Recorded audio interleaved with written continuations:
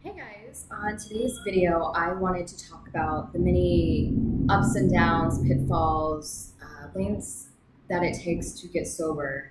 We all get into this journey because we want to stop drinking or stop using drugs or stop using a habit that we use to numb ourselves, whether it's food, drugs, alcohol, whatever. It can be for a variety of reasons, but usually the common thing is we don't want to feel something. So for me, I used to drink because I didn't want to deal with my relationship. I didn't want to deal with the fact that I was a young mom. I didn't want to deal with the fact that I didn't know how to cope with life. And so when I got sober, I had to figure out how to stay sober. And what I quickly realized is my first few months of sobriety, I was a chronic relapser. So from and I count that time as September through November of 2015, up until my sobriety date of December 11th of 2015. So I would try to get sober and I would try to do my best, but I just kept on relapsing and I didn't know why. Why could other people get sober and I couldn't? Why were they having success at gaining days and yet I would not drink for a day and then the next day I would drink a lot? I just didn't understand it. And that's what today's episode is about. Understanding that we all stop drinking at our own point. We can't take in somebody else's story and be like, well, that's going to be me too. What worked for somebody else won't work for you necessarily because we're all unique, we're all different, we all have our own reasons, and we all have our own set of triggers. And the next episode, we'll be talking about triggers. But for today, we're just going to focus on how to get past that hump of relapse and how not to beat ourselves up when we relapse. Because if you're like me, I do something and I expect perfection. And perfection, of course, does not happen because I am not perfect. I'm so far from perfect that I'm perfectly imperfect. And when I don't do it correctly, I get upset and then I get frustrated and I get aggressive because I feel like I should be doing it correctly and it's not happening and it's not fair. And since it's not fair, then I'm going to say F it and I'm going to go drink or use or numb out in some way. Since I don't drink these days, I typically eat something or I write something and or I call somebody. So I'm learning new healthy coping mechanisms so I don't repeat that process. It takes a lot. It's hard. It's not going to be easy. And it's very easy to get depressed and be like, well, if I can't just do it this time, then I might as well just give up because I'm not even worth it. I've been hosting recovery group for over a year consistently. And I've been hosting a different one for over 2.5 years. And in my time of hosting these groups and watching people come into these groups and try to get sober, stay sober, I've noticed kind of a trend. And I call it the beat ourselves up trend because I'm awesome at putting myself down. I'm awesome at beating myself up. I'm really awesome at hurting myself. That's why I drank. I enjoyed hurting myself in some way because that's what I thought I deserved. So we get into this process, we gain a day, we think everything's great, and then we hit a snag. Something happens. It could be good, it could be bad. It doesn't matter. Something happens. And it sets off a thought. Well, what if I don't have to feel? And maybe it's what if I don't have to do something? Or maybe it's what if I don't have to whatever. The point is it sets off a thought that leads to the next thought, which is what if I drank? What if I used? What if I did something so that I don't have to feel all of what I'm feeling or go through all of what I'm going through or deal with all that I have to deal with? Because life is hard. It's messy. It's complicated. Right now, my life is so complicated. I'm going through so much.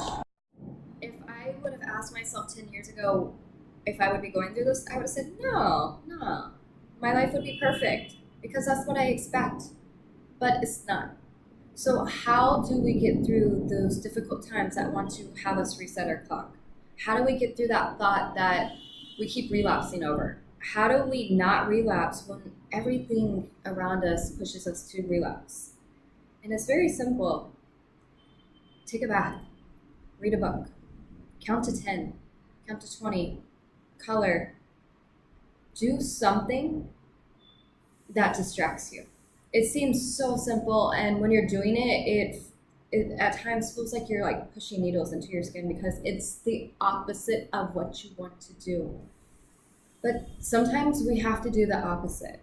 And then the next time we do it, it gets easier because we start training ourselves. And it does come down to training because we grew up, we go to school, we're taught that we go to school, we sit there for 6 hours, we go home, we do our homework, we listen to the teachers, we show some type of respect, we do as we're told, we go to work, we work these hours, we get our tasks done so that we can go home and cook dinner, feed the family, hang out, watch Netflix, whatever. We have these systems that we've taught ourselves. So if we look at ourselves, we've taught ourselves things. So why can't we teach ourselves something new? It takes about 30 days to teach yourself a habit. In that 30 days, you may relapse 15 of those days. And you may want to put yourself down. But here's the thing. You relapsed for 15 days, but you were sober for 15 days. Which is more important? The 15 days of sobriety, that may or may not be consecutive, but you got 15 days sober. Or those 15 days that you drank or used or did something that you don't want to do. Which is more important? Because at the bottom line, at the end of the day, we learn best when we're being more positive.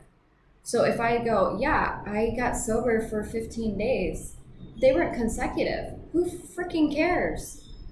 Or I got 15 days sober this month. It was amazing. I learned so much on those sober days. I enjoyed those days. I valued those days. Which sounds better? For me, I'm going to choose I was sober for those 15 days. Because now I'm praising myself. I'm giving myself credit for the hard work that I accomplished. And I'm letting go of that negativity. I'm human. I'm going to screw up. I'm going to mess up. I'm going to do things wrong. But it's about how I react to those wrong things that helps me make change. It helps me create who I want to be. And I'm a human, so I get to evolve. I don't have to be the same person that I was yesterday. I don't have to be the same person I was last month.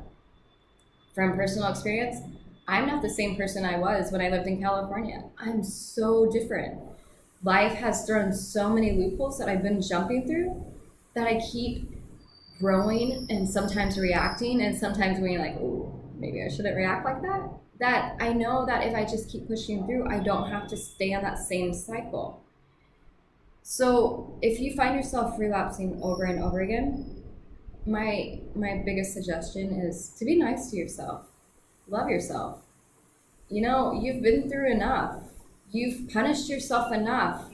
Alcohol's poison. Drugs, they'll kill you. Food, if you eat too much, it'll make you bloated and not feel that great. If you over-exercise, you're gonna hurt your muscles. So why don't you just be nice to yourself? Instead of putting yourself down for doing your drug of choice, put yourself up for doing the best that you could do in that moment. And forgive yourself. And move on. The longer we linger in bad feelings, the more excuses we're going to give ourselves to repeat those bad feelings and do those actions again. If we focus on the positive and we just kind of push through and we accept what happened, then we get to move forward and we don't have to relive that cycle over and over and over and over again.